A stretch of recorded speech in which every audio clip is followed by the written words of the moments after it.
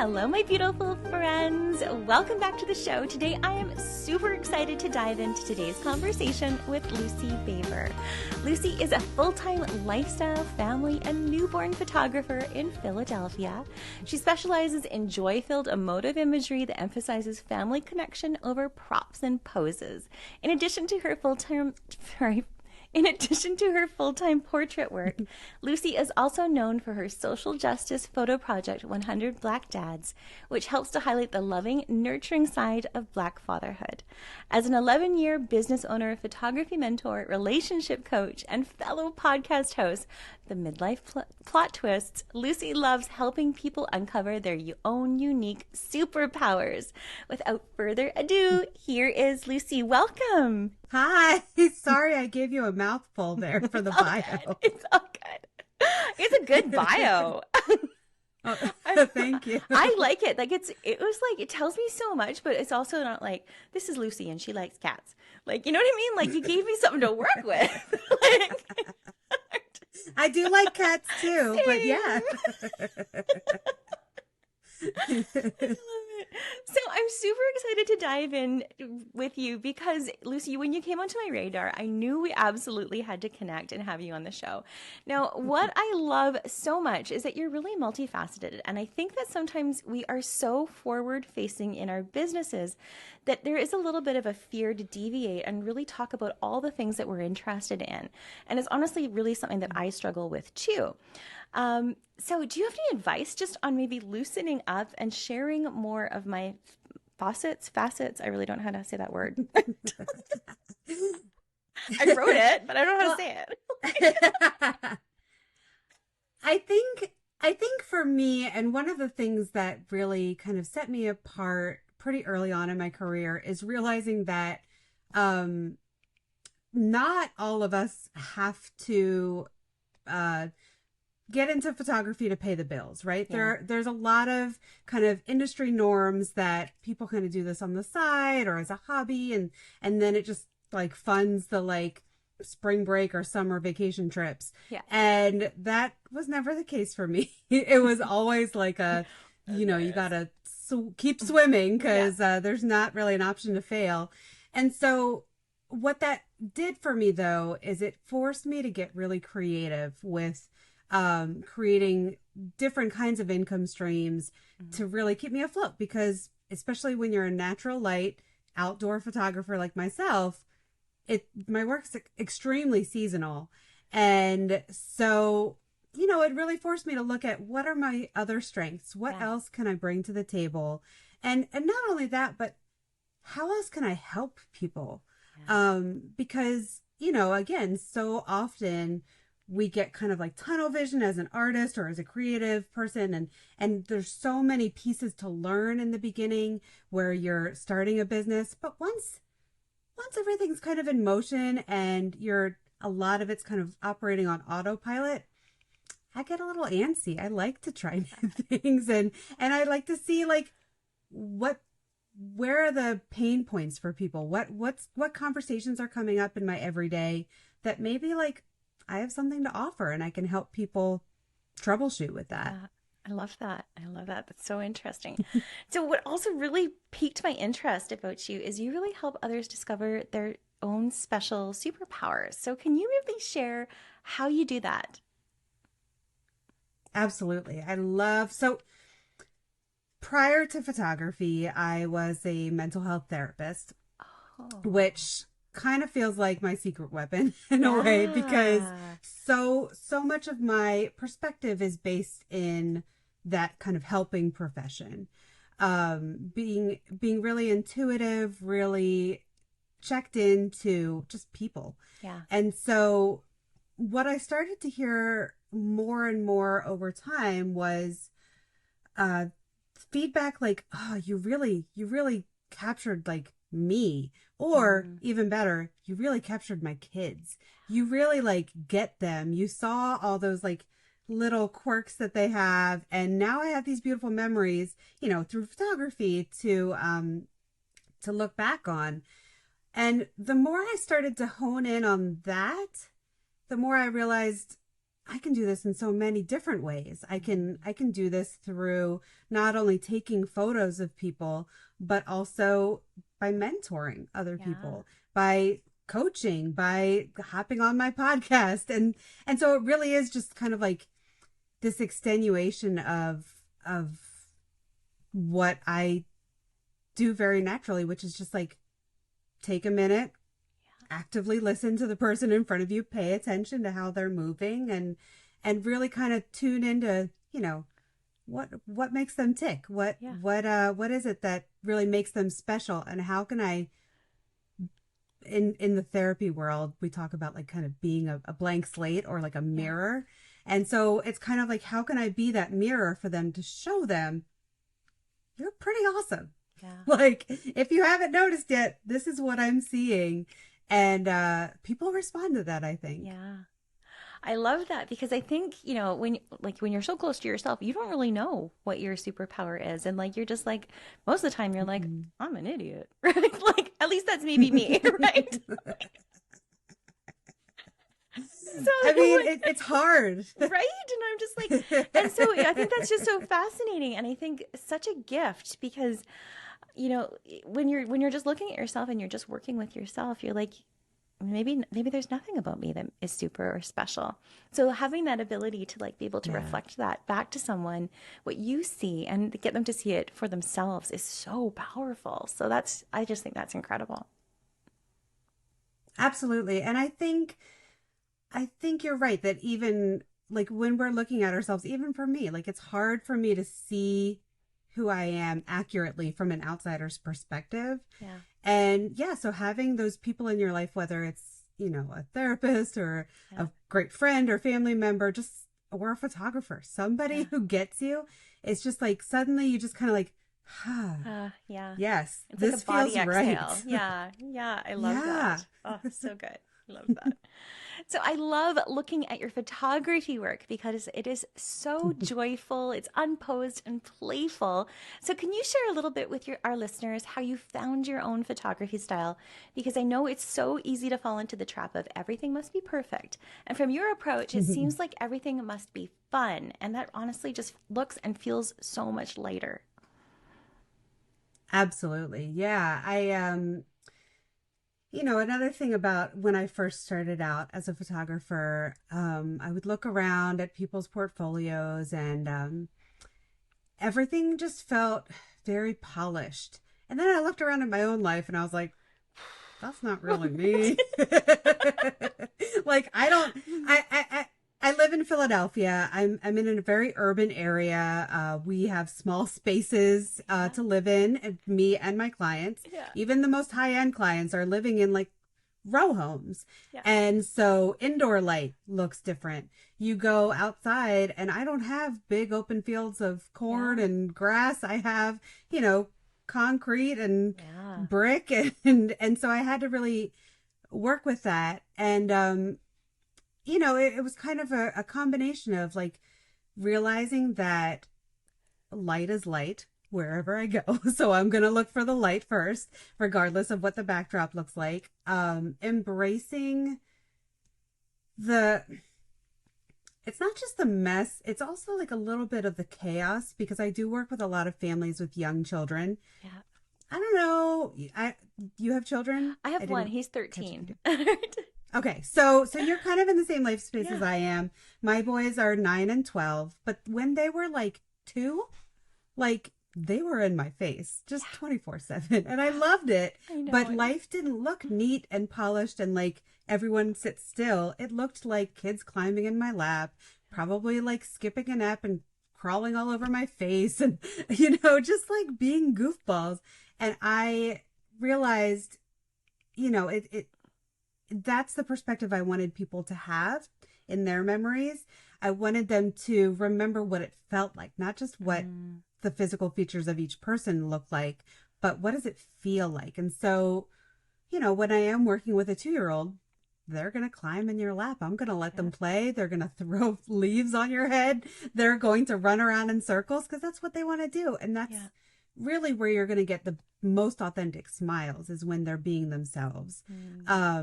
I tell people all the time, if you smile for a camera, you don't know that camera. You're Yeah. just gonna, cheese. You're just gonna like, eh.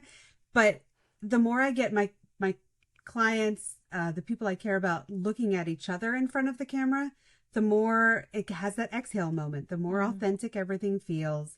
And so my style was really born out of those two things, my physical location, and also just that authentic vibe that I wanted to capture. Yeah. I love that. I love that. When I read your bio and when I was doing the intake, there was something that you wrote that I really felt so deeply, and I thought it was so beautiful. And it was, my style isn't very neat and polished. Even as a person, my personal style is more edgy, alternative, instead of the typical white suburban mom photographer type that's so common online. I didn't always feel like there was a place for me in the industry. It took me a while to really find and understand my niche. I think this is such a relatable statement. So, can you share maybe any tips you have for our listeners that might be struggling with this too? Yeah, it really was, not just an evolution of my photography style, but just an evolution of myself as a person, Yeah. learning who I am and who I am not. Mm. Um, one of the early exercises I did as far as like personal branding was to look at your closet and try to find patterns in there, like do you have a lot of bright colors? Do you have a lot of neutrals? Do you have a lot of black and stripes like I do? Like pink, just Look, pink. What yeah, color? yeah, like look at your like actual aesthetic. Look around your Yeah. house. Everything, I mean, this is not polished behind me, but all the color choices are very intentional in my life. I realized I'm drawn to a lot of like turquoise and uh, jewel tones, and Yeah. so I started to really kind of guide my clients towards that as well. Mm. And the more I showed that, the more they kind of caught on. Like, oh, this is what's going to make a really beautiful, uh, bright, colorful, saturated photo. Is if I wear these same kinds of colors. Um, and then also, you know, uh, think about all the kinds of media that you consume, all of the aesthetic choices that you make. I'm a weirdo. I like Love it. I Me like a lot of like too. really weird artsy movies and stuff. And when I'm looking at art, I'm really drawn to more modern shapes and aesthetics. And so the more I kind of showed that in my portfolio, the more I kept attracting the people who get it, who get my brand of weird. And yeah, it just kind of started to merge a little bit more. Now, when I'm location scouting, for example, I'm looking for Philadelphia has a fantastic mural arts program. And so we're constantly coming up with new brightly colored walls all around the city, and I'm looking for them all the time. I'm the weirdo who's like, "Oh yeah, we're going to meet at the blue wall by the place." And people are like, "I don't know what blue wall you're talking about." But it's on my radar now, and so Yeah. I'm always working those things in.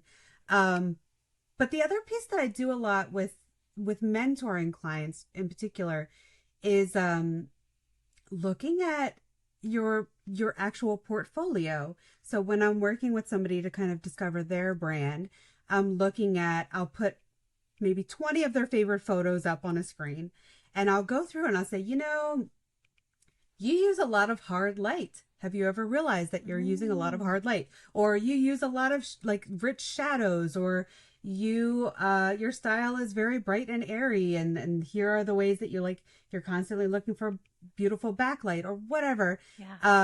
I'll even go down to the colors. I'll say, did you notice that you always have a pop of red in your photos? And people are like, Interesting.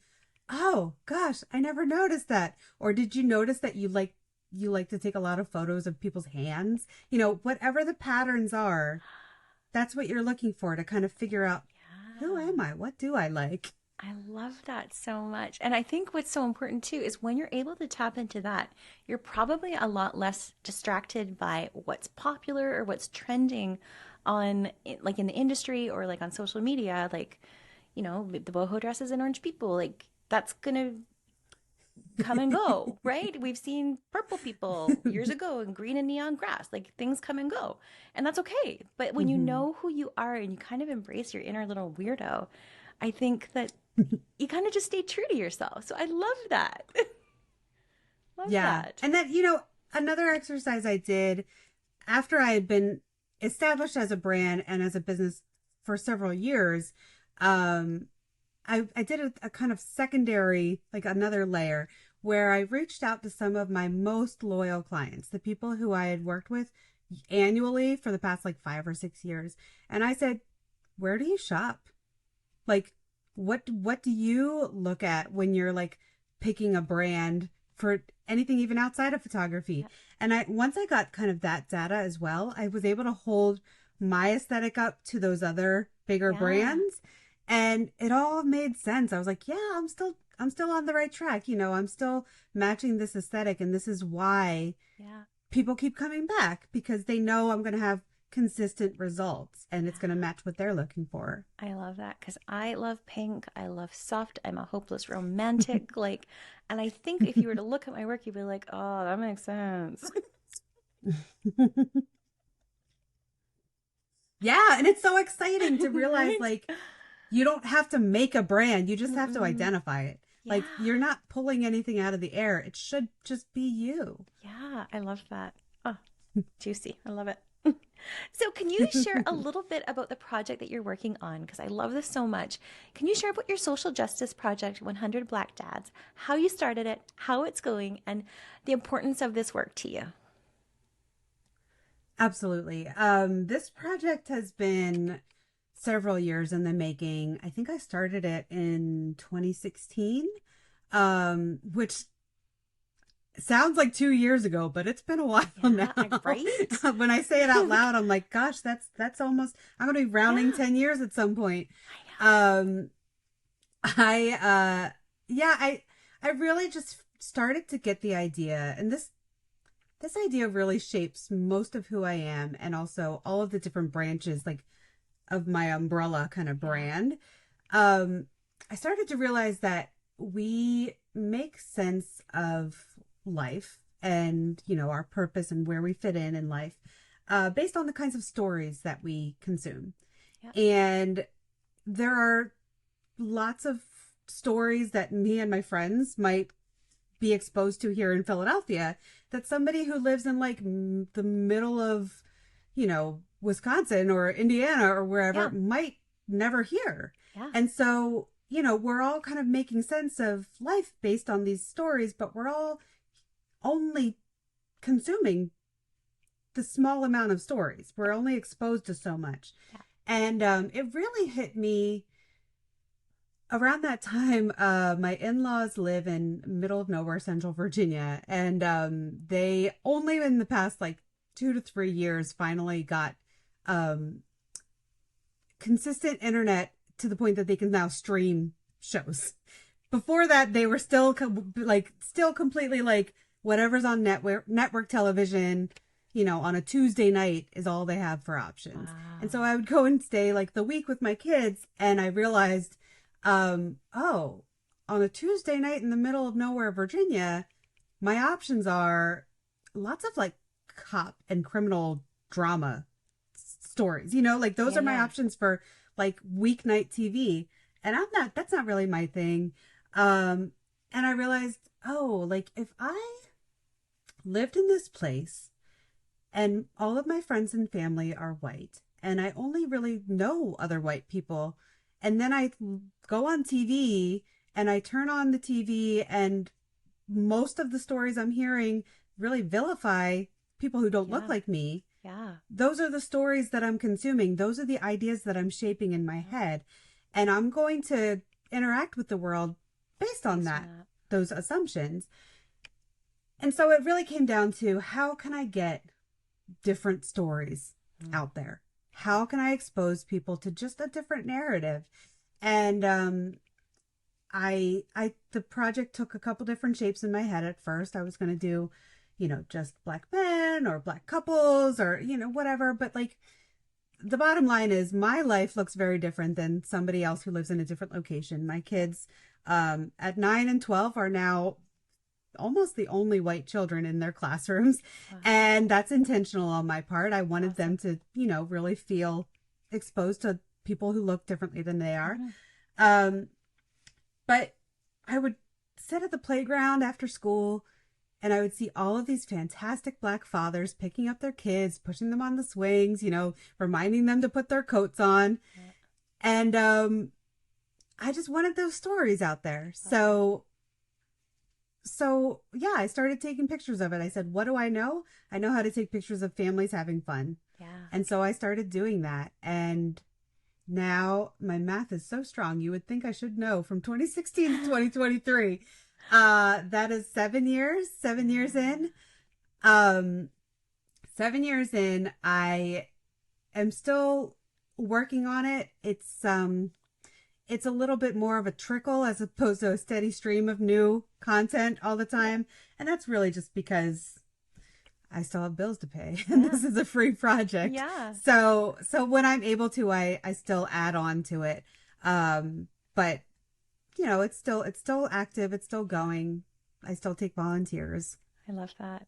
Well, I commend you. I think it's an incredible project, and I love how you shared the story on the reasons behind it, because I think it really is so important that we're getting those stories out there too. Love that. So, can we share a little bit? Can you talk about your podcast, Midlife Plot Twists? Because as a 45-year-old woman, this show is my jam. Something I have been struggling with is aging in front of the camera. I've been the face of our company for over 12 years. I've gained weight and I've lost weight. I've dabbled with Botox and fillers and hair extensions. And to be honest, there's not a lot of support or resources for women like me that are the face of a company with longevity that get to slowly watch them age over time. And to be honest, it's really hard. It's really hard. I'm far too hard on myself, and I find I don't really show up as as sparkly as I know my potential is, because I'm so worried about how I'm presenting myself and how I look. So, do you have any advice on this, girl?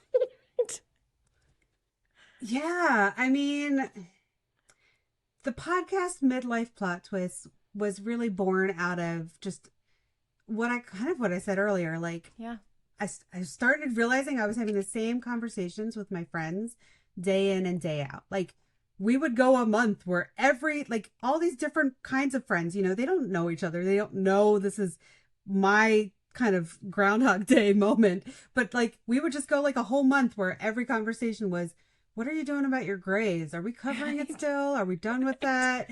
And then, the next month it was tell me about perimenopause. Am I in it? Why do I keep having to go to the doctor for all this stuff?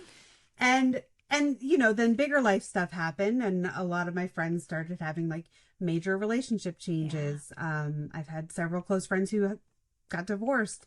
Yeah. And we're all just kind of navigating this together. And I realized, I am the kind of person who goes deep. I don't really do small talk too well, if you couldn't tell. I know, I love it. Every I don't time either. I'm having a conversation. I'm well, we could talk about the weather, or we could talk about our gut health. Yes. Yes, please. Yeah. So I realized, if that's my jam, if that's who I am, I could just record this, and then I don't have to keep repeating myself all the time to all these different people. It's a resource. And so, I've interviewed a wide range of people. We're just on the tail end of season 2 now. And we've talked about all sorts of things. Yeah. I've interviewed people who have come out as gay later in life. Yeah. I interviewed somebody who, really sad, was diagnosed with a terminal illness. And as a mother in her 40s, she was facing all of these major life changes, and she has since passed, but she was very frank and very honest with me about that whole process. I've interviewed, health professionals and people who have made major career changes, and it's really just fascinating to just, again, going back to my therapy background, in the therapy world, they use this term, why am I not thinking of it now? Universality. Mm-hmm. And it's really just a word to describe the fact that, anytime you're in a room with 50 people, odds are you're not the only person thinking whatever you're thinking. There's just always kind of common bonds between even total strangers. And we're not as weird as we think we are. We're not as unique, even like the worst of circumstances we're not the first person to go through that. And I really wanted people to get that message that you're not alone. We're all making it up as we go. We're all figuring it out. And, as far as the aging thing, I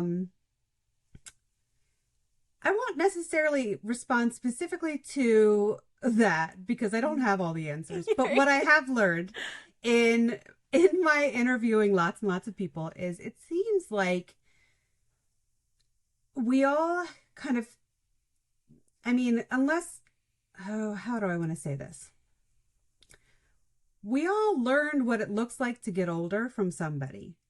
Whether that's a parent or a grandparent or an aunt or a mentor, a neighbor, we all watched somebody go through this before. Yeah. And a lot of times what I've realized is we shape our ideas. Again, going back to the stories that we were exposed to, we shape our ideas about what this is supposed to look like based on the models that we saw do it already. Yeah. And so, if your mom or whoever was that significant figure went through her 40s and really had a hard time of it and didn't really figure out like how to show up authentically, then that probably is going to stay a struggle for you until you kind of try to find a way to shift the narrative.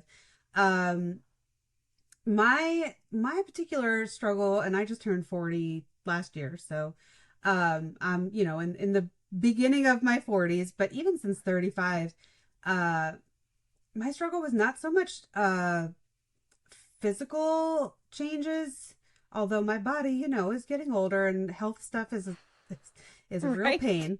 But my bigger concern was, I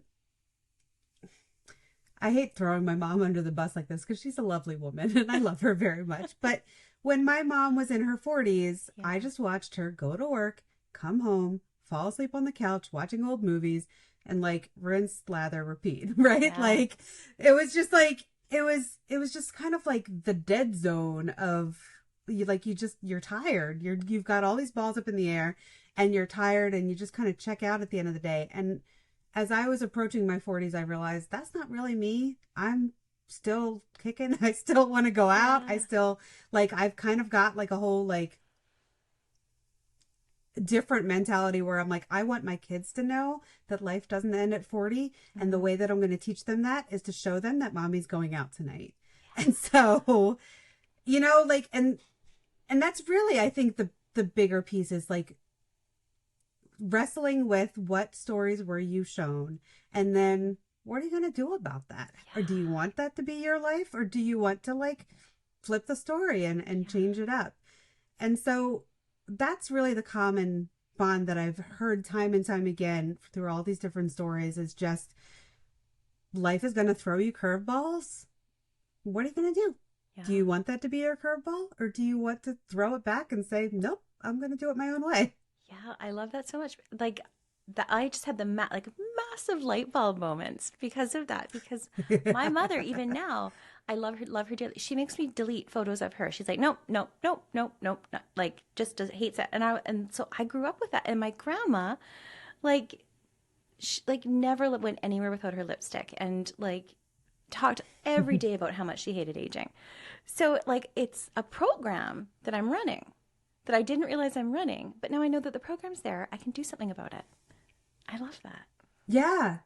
Yeah. I this is maybe revealing a little bit too much about myself, but I've probably taken more selfies since I turned 40 than at any other point in my life. Cause I just reached a point where I was like, you know what? No, I look good.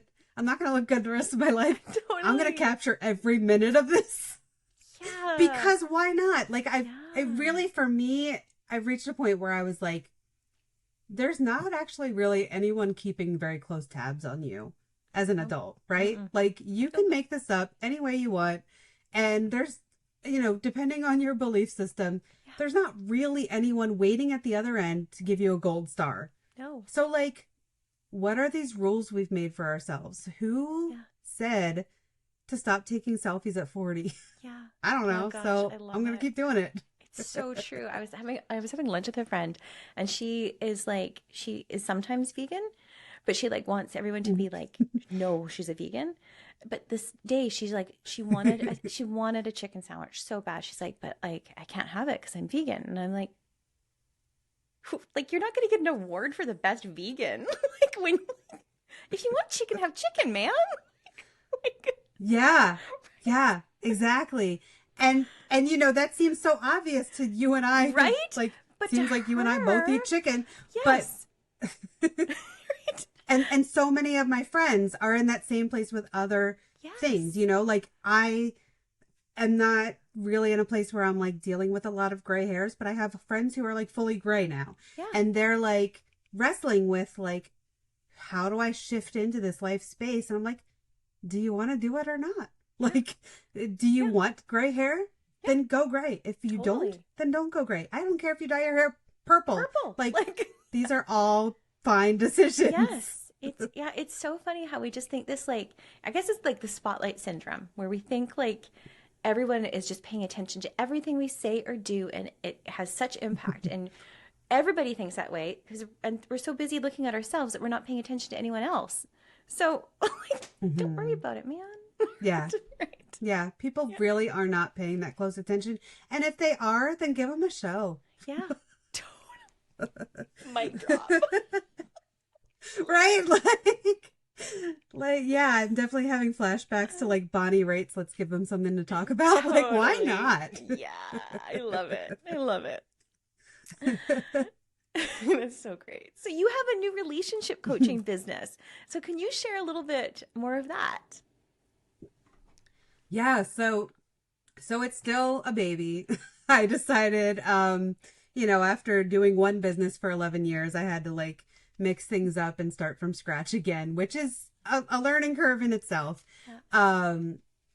But again, going back to these, realizing, okay, let me stop myself. Going back to the beginning of the podcast was never intended to be its own thing in and of itself. It was always kind of like, am I going to be a photographer when I'm 65? I don't really know. Am I going to want to like get down on my knees and like play with 2-year-olds and chase after the little ones?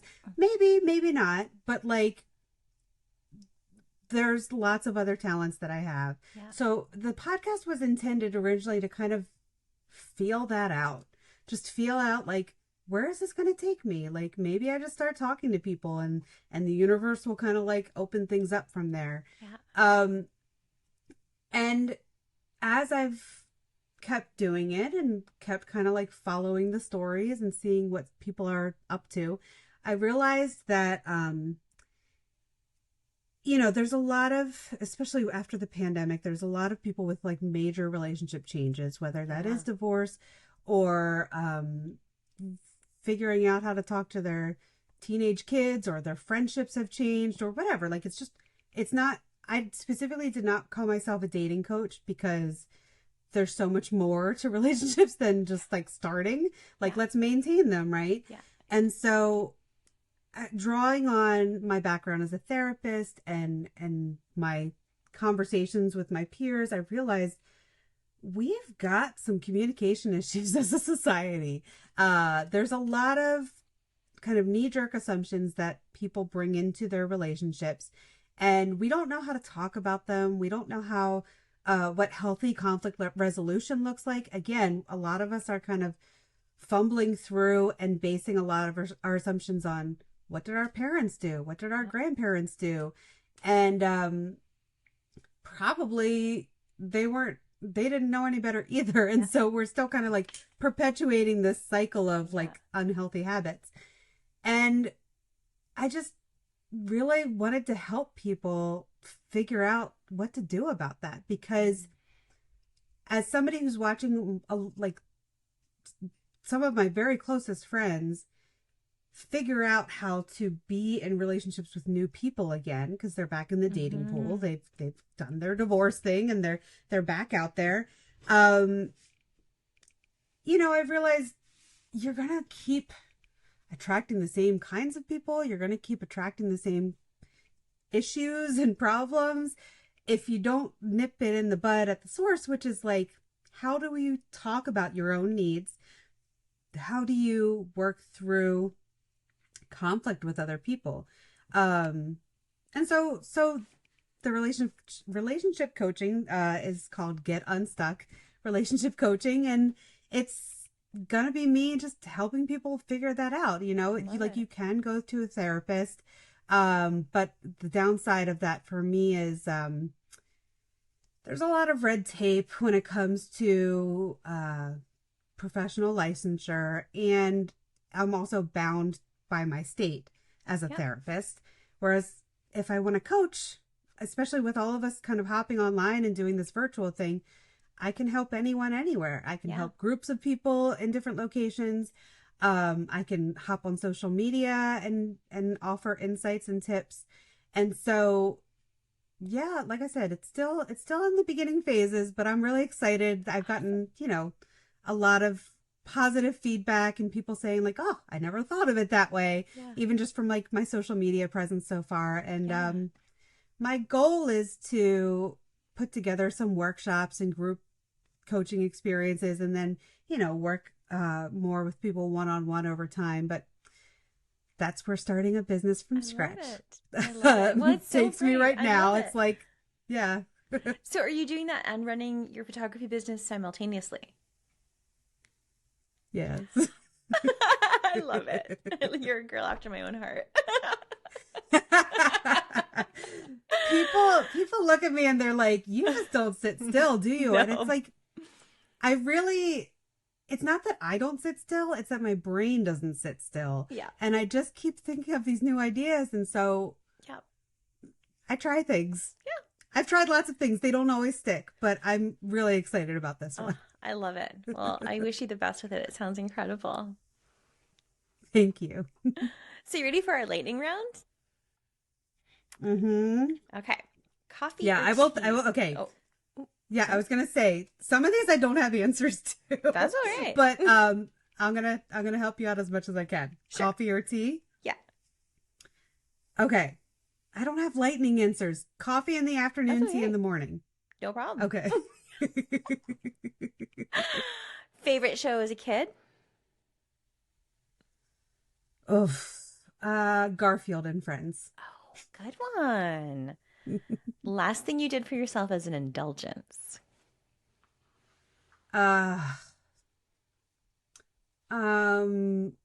Indulgence is such a hard word. I put quality time with good people on the calendar. That's a good one. That's nice. Yeah. Yeah. Morning person or night owl? Night owl. Like mega night owl. Same. Yeah. I'm trying to train myself just to be like in the middler where like I just sleep like between like 11 and 7. Like that's my goal. I struggle. The pandemic gave me a lot of leeway and I have not recovered yet. And you know what? I work for myself. So I'm trying not to feel guilty about it, but I am a sleep 2 a.m. to 10 a.m. girl right now. Yeah, awesome. I'm living my best college life right now. I love it. Yeah, you are. That's awesome. What did you want to be when you grew up? Okay. So my mom has an answer, but it's not as cool as my answer. So my official answer is I wanted to be an interior decorator. Oh. But my mom tells me that when I was really little, I used to say I wanted to be a singing housewife. Which is so lame, but also kind of true. Oh, I love it. So funny. Well, I guess when I was 7 or 8, I got sick of everybody asking me, and I had told my dad I wanted to be a washroom attendant. And he still thinks it's the funniest thing. He tells everybody, like at least it's, but and I'm just like, oh my gosh, Dad. No shame out there if you're a washroom attendant. Everybody's got to earn a living, right? Yeah. To each their exactly. own. Right? Oh, that's awesome. What do you like to cook the most, if you like to cook? Mm-hmm. Ugh, I don't. No? But this is, I swear I'm not sponsored, but I have recently discovered HelloFresh and I'm a little bit Oh. obsessed. So I hate cooking, but I tolerate slash kind of like HelloFresh. Oh, I like it. I'm obsessed Yeah. with my air fryer to the point where I tell everybody about my air fryer. And if I started an MLM, it would be for air fryers. Right? Okay, well, I'm sold. Tell me where to get my air fryer. Costco.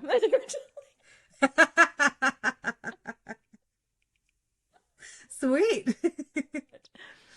What's the best gift you've ever received? Oh, um, okay. One that I asked for, it wasn't like a surprise gift, but I was really excited. Um, I asked for my car to get detailed for my birthday one Oh, year, and it was awesome. yeah. I should ask for that every year, really. Right?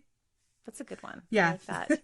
Yeah. When it just comes back and it smells clean, like, I don't know. My car always smells like someone died in there. Like, it's bad. I don't know what I I do in there. mean, there's just Right? always goldfish crumbs like in the back seat. Yes. Yeah, no, and I didn't know French it could get that fries. clean. So, yeah, Right. yeah, yeah. So, car detailing for the I win. love it. I love it. What is something you've accomplished as an adult that your younger self would be proud of? uh, my younger self had a very narrow worldview. Hmm. So, probably just broadening my worldview. Yeah. I'm not sure that she would have gotten it, but I get it now. Hmm. Um, Younger self would have been really proud of my career and my parenting. And I still am. I'm super proud of both of those things. I think that I've raised two fantastic, very bright, creative, loving boys and I somehow managed to keep paying the bills, so that's a win. I love it. So, what's the best piece of business advice you've ever been given? Mm. Um I have two, and they're both based on books that I read. The first was the book The Pumpkin Plan, which basically just talks about how in order to make things grow in your business, you have to be willing to do some pruning. And Hmm. so, you know, people talk about like niching down and specializing in specific things, or also just raising your prices so that you're making a living wage, and sometimes that means doing a little bit of pruning, because not every client can afford it, but being willing to prune back was a big one. And then the other one came from Elizabeth Gilbert's book Big Magic. um, as somebody who has all the ideas all the time and my brain is just constantly thinking of new crazy things to do next, I love the, well, my takeaway from her book, I don't know if it was her intended message or not, but my takeaway was it's okay to let things go sometimes. Mm-hmm. You don't have to chase every single idea that crosses your mind. And if it's meant to be, it'll, that idea will keep floating around in the universe and maybe somebody else will pick it up or it will revisit you at a different time. But like, you don't have to solve all the world's problems 24/7. Yeah. Oh, I love that. That's a great takeaway from that. I agree. That's good because I have way too many ideas for my own good, and like that, just like that kind of that reassurance that, well, if I don't do it, someone else will, and that's good. Yeah.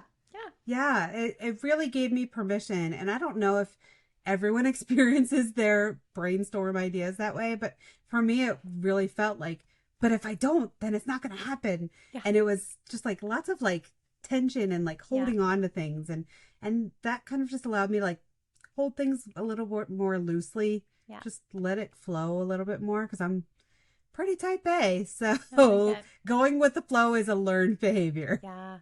Agree. I love it. So, where can our listeners learn more from you? Yeah, probably the best way is to follow me on Instagram at Lucy Baber. Um, I do tend to cross post some of my other projects and things on there. So if you follow, then you'll also see that I'm cross posting a lot of my get unstuck coaching stuff on there, and it's an annoying tag to share because it's got underscores in it. It's like underscore get underscore unstuck. So just follow me at Lucy Baber and you'll see all the other goodies. And again, with the 100 Black Dads project as well, I cross post that stuff on there as well. And my website is always a good resource for photography needs. So that's just lucybaberphotography.com. I love it. Now, Lucy's actually going to be one of our amazing instructors as well for the 2023 online family retreat. So can you share a little bit what you're teaching on? Yeah, we're getting like right into it. I'm going to be creating videos of some of my family sessions so that people can see behind the scenes of me working with families with young children, getting them all to loosen up and actually have fun. And then I'm going to hop on my computer and do some editing for some of the photos. Oh, I can't wait. Well, Lucy, thank you so much for joining me today. Yay, thank you. I had so much fun. This was a really great conversation. It was so good. So actually, I have one last question because I always love to ask this last question for my interviewees. And what are you currently curious about or artistically curious about? Well, so my partner is an aspiring filmmaker, and I've always kind of put off that whole learning how to do videos and stuff, but just as like something to do to play around, we've been making short film clips to hopefully teach me some video stuff. So artistically, I'm very curious about filmmaking, videography, and just learning how to put it all together. I've never dabbled in this before, except for like Instagram Reels, which is like kind of foolproof once you figure that out. Right. But like even something as simple as he was trying to explain to me, like you can't, while you're like filming something in motion, you can't just like cut. You have to like transition to a thing that maybe it'll cut into the next. So like maybe you pan up to show the sky and then the next scene is the sky down. And I was like, I never thought of it that way. Because, you know, I'm so used to like static photos. Yeah. So yeah, very excited about that. And probably will, it's like the one true hobby I have that I haven't monetized yet. So I'm hoping to keep it that way. I love it. What you'll notice, because I love video and I actually do almost all of our video editing and stuff. And what you'll really notice is when you're watching movies, you'll start watching how it's filmed. And it's like, I'm obsessed with movies. Like I've watched way too many. So I have started noticing, and I learned the most. I really love really bad 80s and like retro stuff. Yeah. And the really low budget ones, I'm like, ooh, I could do better than that. Yeah. Look at them. They think they're doing something cool, but I'm on to them now. I love it. Well, Lucy, it's been a pleasure. Thank you so much for being on the show today. Thank you so much. And I'm so excited about the conference. Oh, my beautiful friends, thank you so much for tuning in today. I am sending you so much of my light and love today and every single day. We will see you next time.